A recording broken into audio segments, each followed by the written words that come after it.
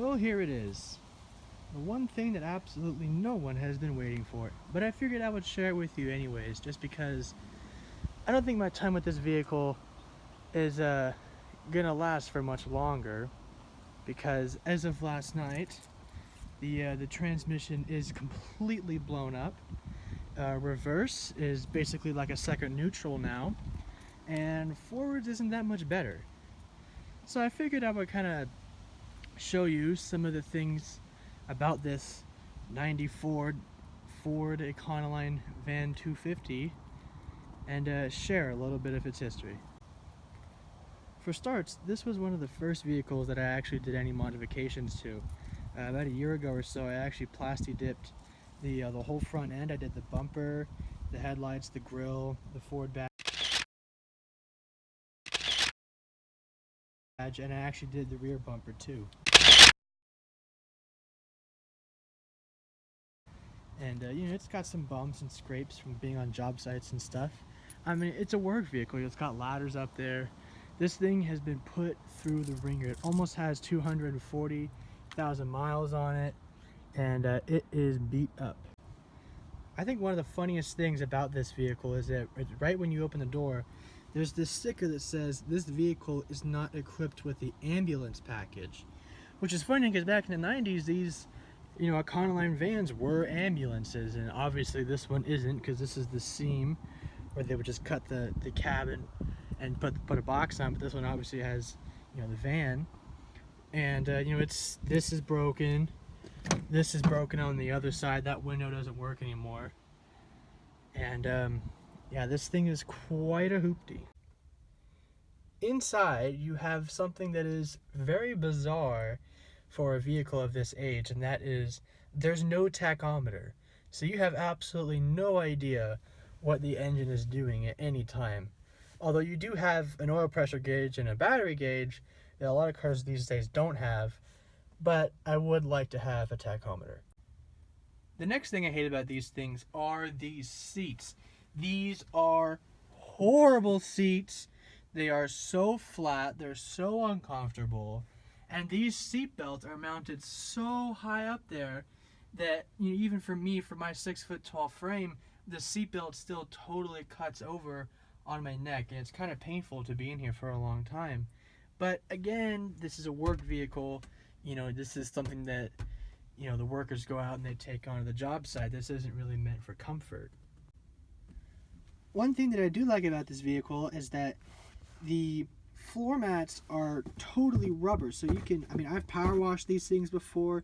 I've hosted the whole floor, the whole thing is all rubber lined. It's great for just washing it out.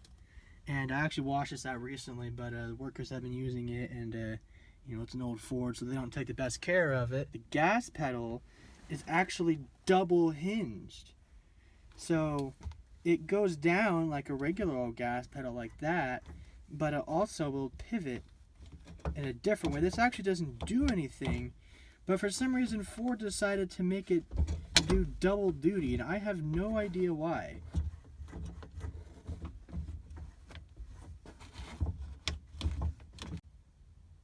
This next one is kind of a pro and a con, but this thing is so basic. All you have is just your headlight switch here, and you have an AM, FM radio. That's about it. You have 4 speakers. I think 3 of them work. You have a speaker there, a speaker in that door. You did have an armrest, but you don't anymore. This thing has windy windows. So, that's always fun because they don't break, right? Well, yeah, they do break because this one is totally busted. We used to have it taped up, but, tape goes bad in the sun, so, whatever. This thing also doesn't even have a map light. Here, I'll open the door, and you can see nothing happens. There is no light up there at all. I don't understand why, but there's a cutout for it, but there is no light. And also, this is 1994, so Ford didn't figure out how to put horns and airbags together. So you can hit this thing, push on it. This isn't going to do anything. Your horn buttons are over here, and they barely work. They don't really work that well at all. They're kind of horrible, honestly. But But yeah, the steering wheel is all like a vinyl rubber material. It's kind of whatever. It gets kind of gross pretty easily. And it has a column shifter, but you know, this is overdrive is broken, but it's a column shifter. Some of the things that have broken on this vehicle are the rear differential just decided to have a lot of metal shavings in it and just become a huge problem. And also the trailer hitch wiring likes to drag on the ground. I had to tie it up back there, and I actually just wanted to cut it off because this vehicle has no power at all to tow anything. But I wanted to cut it off, and I actually ended up accidentally yanking a cable, one of the wires out, and I actually completely disconnected this whole taillight. So I had to go running after wires, and I had to eventually re-tape back together the taillights, because from the factory, the only thing that these taillights are held in with the wiring is just some duct tape and some clips on the ceiling, and there's just hanging wires everywhere in there. And I would open it, but this door is unlocked right now, and as you can see, this is broken. This latch is broken. Other things that have broken on it, obviously, like I stated earlier, are the transmission. The transmission is gone, like I stated earlier. You know, no reverse.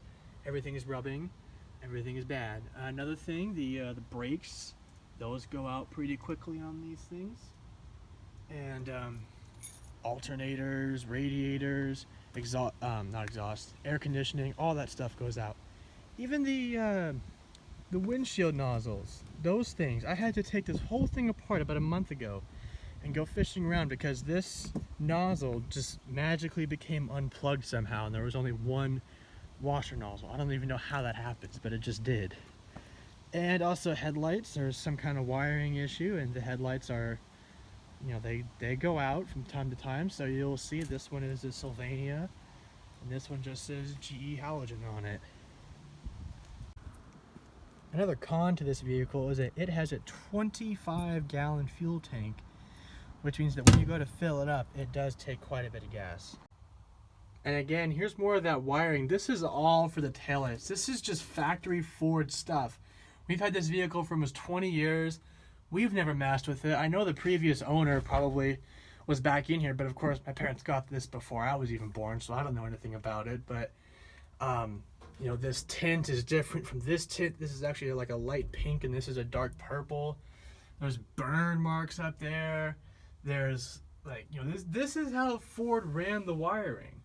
Is ran it all along here. This is like an exposed ground. Here's the speakers. I think this one's blown. And there's just daylight that just comes through there. It's just whatever. You know, this is where the windows would be if it was the passenger version. And this is where the trailer wiring comes in. This is one of the, this is the cord I yanked out. And so all this just, you know, this is, yeah, here we go. You had to reconnect this right here. Like that's it. That's what the taillights are. Whatever. And it just gets fed down in there, down in the abyss.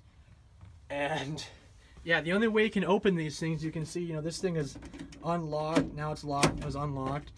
And this is the only way you can open it from the inside. That's the only way it works. Another thing is these doors are very flimsy, and they will just run into the other one.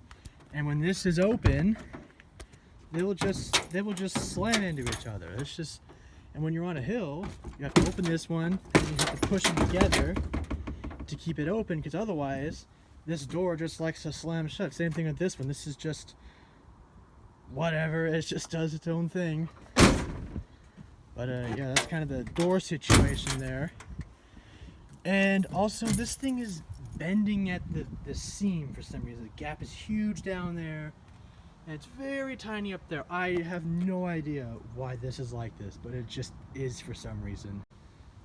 Something else, this just happened. The lock just decided to just not work anymore. It's also, you have to hold it a certain way because the key is so tiny. This is not working. Luckily it's unlocked.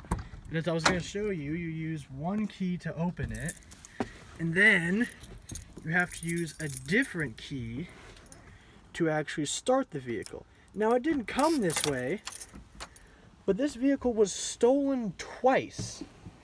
That's right, this has been stolen twice. The first time the people actually brought it back because it's such a big piece of shit. They brought the thing back. The second time it was dumped on some side street, and you know, some good Samaritan went through and found our information and called us. But yeah, this thing has been stolen twice, and she's still here. So I mean, that says something, right? And another thing is, because of the fact that there's ladder racks on the roof, the guys have to walk up on the roof so that they can put the ladders up there. But this roof is so weak that it just totally is dented in the middle. And as you can see, when the van still had reverse, this thing will totally hold a bunch of water up there.